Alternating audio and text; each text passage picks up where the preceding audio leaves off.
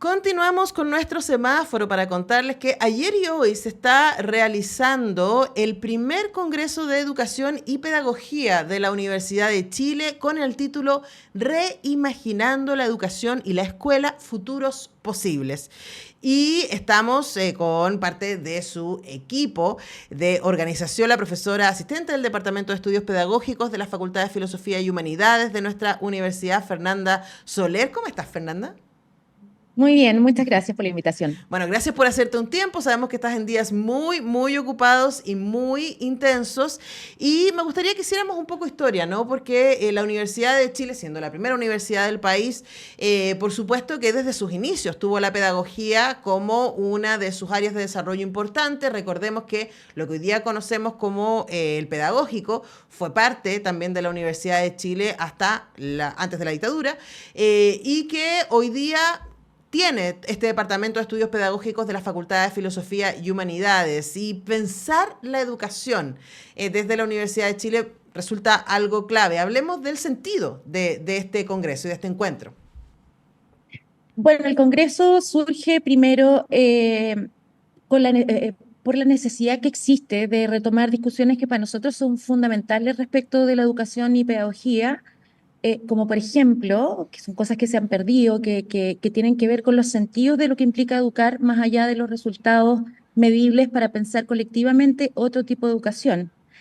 Ahora, otra de las cosas en las que nosotros pensamos cuando quisimos organizar este congreso tuvo que ver con la idea de reivindicar la enseñanza o la discusión sobre la enseñanza a partir del protagonismo que ha tomado todo este discurso del aprendizaje y que ha sido como una dicotomía insalvable e irresoluble. O hablamos de enseñanza o hablamos de aprendizaje, pero no podemos poner las dos cosas en el mismo lugar, que sería lo ideal de hacer, ¿cierto? Eh, y en este sentido, lo que buscamos es también darle importancia a lo que significa enseñar con propósitos específicos que apunten, por ejemplo, a la sociedad que queremos construir, a los tipos de sujetos que nos gustaría formar y a los conocimientos que son necesarios para desenvolverse en la sociedad. Que la tendencia últimamente ha sido lo que un filósofo de la educación que se llama Gerd Biesta denomina aprendificación de la educación. Entonces, lo que ha pasado es que toma prominencia el discurso de la enseñanza, ¿cierto? Los profesores se vuelven lo que ahora se llama un facilitador del aprendizaje, ya no son más profesores, eh, toma prominencia lo individual por sobre lo colectivo y evidentemente esta beta individualista que tienen estas tendencias como más mainstream en la educación son súper perjudiciales no solamente para el sistema educativo, sino que si pensamos nosotros en términos más globales, más sociales y políticos también, se convierten en un problema porque construyen también terreno fértil para la proliferación de ideas más conservadoras Ujú. y reaccionarias en la sociedad. Entonces, lo que queremos también es poner eso en tensión y relevarlo como una discusión importante. Y finalmente yo te diría que nosotros queremos recuperar el rol protagónico que tuvo alguna vez la Universidad de Chile como primera universidad pública del país en la formación de profesores y también recuperar el rol de los estudios de pedagógicos como voces relevantes en el derrotero educativo del país. Es decir, lo que queremos también hacer es dar una señal potente sobre la fuerza que puede generar la Universidad de Chile cuando las unidades que nos dedicamos a la educación nos juntamos para llevar a cabo un proyecto en común. Claro, y además yo rescato varias cosas de lo que dice Fernanda y voy a ir sacando algunas preguntas, ¿no? Primero, pensar que la educación se piensa. A veces trabajamos tan en la lógica automática, ¿no? Y llevamos ahí a los hijos, ahijados, a quienes, los pequeños que tenemos bajo nuestro cuidado, a el colegio y ahí hay un sistema que está funcionando, pero ese sistema no es inocuo, ese sistema tiene valores, tiene una ideología detrás respecto a qué es valioso, a eso me refiero con valores que sepan hoy día, ¿no? Y ahí hay un cuestionamiento respecto, por ejemplo, algo que está como área temática del Congreso, a los diversos contextos socioeducativos. No es lo mismo hacerle clases a un niño en una escuela rural que hacerle a un niño en alguna de las comunas más ricas del país. No es lo mismo si ese niño viene de una familia monoparental o si esa niña viene de lo crían los abuelos, por ejemplo, ¿no? ¿Tiene o no tiene acceso a libros? ¿Cuánto se demora en llegar al colegio? si tiene acceso a Internet, por ejemplo, si tiene computador en su casa. Todas esas cosas definen los procesos de captación de los contenidos y de los aprendizajes, ¿no? Hablemos de la importancia que tienen esos temas en el congreso que ustedes organizaron y por qué es importante estar hablando de todo eso. Y bueno, yo creo que es súper importante lo que tú dices, porque lo que se tiende a olvidar con todas estas tendencias que son de corte totalmente neoliberal e individualista, tienden a olvidar la dimensión material, ¿cierto?, de las personas, como de los sujetos que conformamos la sociedad, ¿cierto? Entonces, em, se suspende, por un lado, la discusión sobre aquellas circunstancias que determinan, eh, por ejemplo, se me ocurre por ahora los resultados, por ejemplo, en unas pruebas estandarizadas. Recibimos la Claro. semana pasada los PAES y que nuevamente vienen a poner en evidencia la desigualdad y la segregación que existe en nuestro sistema educativo. Entonces, claro, yo entiendo que hay una necesidad a partir de la proliferación de como instituciones privadas durante la dictadura, ¿verdad?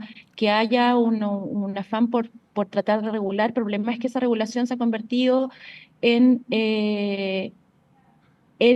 medir o valorar solamente ciertas dimensiones que son importantes de la educación y que tienen que ver con los resultados que son objetivables y medibles. La lógica del estándar.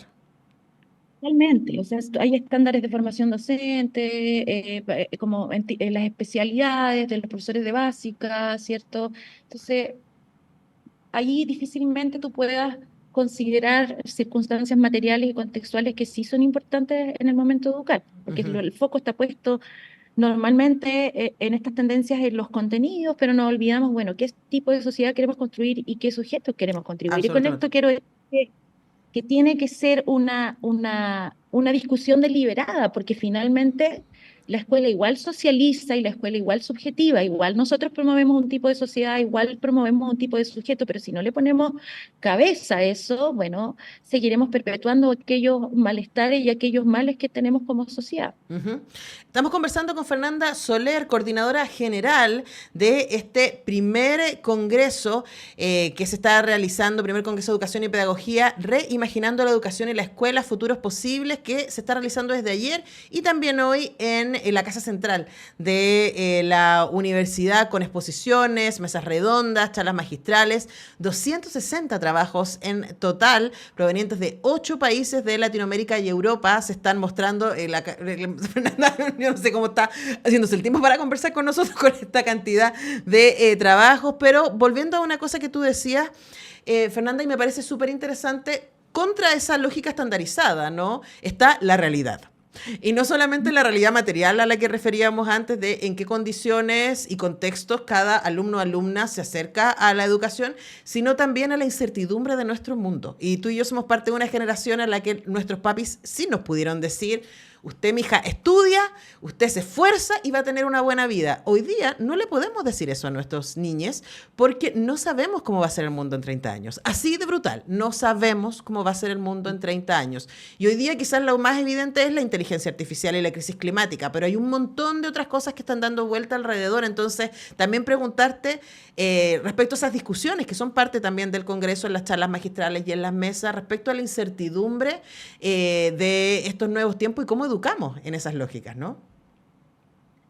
O sea, mira, las charlas y sobre todo las charlas magistrales, yo creo que nos invitan a, por una parte, retomar lo olvidado y lo borrado de la discusión educativa y también a pensar un poco más críticamente el quehacer educativo y pedagógico, no solamente en términos de lo que hacen los profesores en el aula, las personas que formamos profesores en la universidad, sino que también qué hace la investigación educativa, ¿cierto? Para contribuir un poco a repensar la educación. Ahora, yo, como de una perspectiva más crítica, no te podría decir que hay como una impronta por eh, apaciguar, por decir de alguna manera, esa incertidumbre. O sea, yo creo que es indiscutible que estamos en tiempos política, educativamente, socialmente, súper inciertos y yo creo que lo que queda y lo que hacen las charlas magistrales, por ejemplo, y muchos de los trabajos que se presentan en el educativo es tensionar cómo es que hemos llegado al punto que hemos llegado en este momento. Ujú. Ujú. Es un tremendo tema, ¿no? Y además desde ahí, ¿cómo imaginamos? Y la invitación de este congreso tiene que ver con reimaginar la escuela y la educación. ¿Qué herramientas necesitamos para eso? O sea, primero yo creo que eh, hacer un desplazamiento de lo individual a lo colectivo, eso es súper importante porque como, bueno, dije al principio de la entrevista, como enarbolamiento de la individualidad y de la atención al individuo, no nos permite mirar otros asuntos que tienen que ver con la colectividad y también con asuntos más estructurales que determinan las circunstancias que tenemos en la sociedad. Entonces, primero ese desplazamiento de mirada desde lo individual a lo colectivo y también tener más espacios de diálogo y reflexión, que quieras o no, por ejemplo, ahora la educación, los congresos que se hacen son muy de nicho, Ujú. es decir, se hacen congresos de las subdisciplinas de la educación y la pedagogía, pero ya dejó de existir hace mucho rato, o se hacen muy poquitos congresos de naturaleza más general, que son aquellos que antiguamente, incluso en el siglo XIX o XX, eran los que, por ejemplo, podían incidir fuertemente en la política pública chilena. Ujú. Entonces nosotros también perseguimos un poco ese objetivo, aunar fuerzas para crear unas fuentes de conocimiento que finalmente, deseablemente, decanten en incidencia de la política pública educativa. Eso Ujú. es lo ideal. Ujú. Ahora, yendo al Congreso y a lo que está pasando para que la gente se entere, ya está funcionando, están ahí con todo sucediendo en Casa Central desde ayer y durante el día de hoy. Y para ir cerrando, Fernanda, ¿qué se espera lograr con este Congreso? ¿Con qué quedarían contentos ustedes como organización? A ver, yo te diría que varias cosas. Primero, el establecimiento de redes de colaboración entre las unidades de la Universidad de Chile, porque somos muchas unidades que estamos preocupadas de la educación y la pedagogía.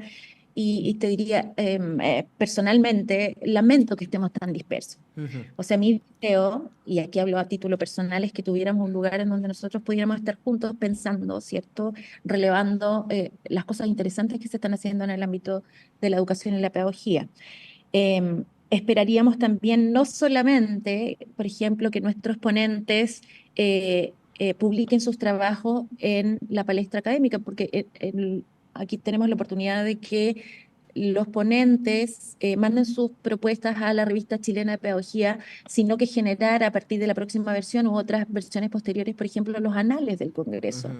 para poder, como yo te decía antes, generar una fuente de conocimiento importante de la que se pueda alimentar la política pública después. Yo creo que eso, bueno, y que la gente disfrute, que haga redes, que colabore y finalmente que podamos pensar en Sí. una educación de otro modo.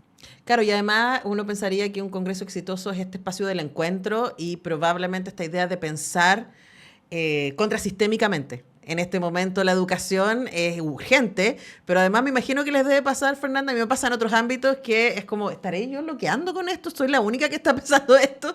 Y luego cuando uno se encuentra con pares, uno dice, ah, mira, y me sirve eso que esta otra persona está pensando y este dice, ese debería ser el sentido inicial de un congreso, ¿no? Primero nos encontramos Claro, y luego generamos contenidos que puedan ser útiles. claro.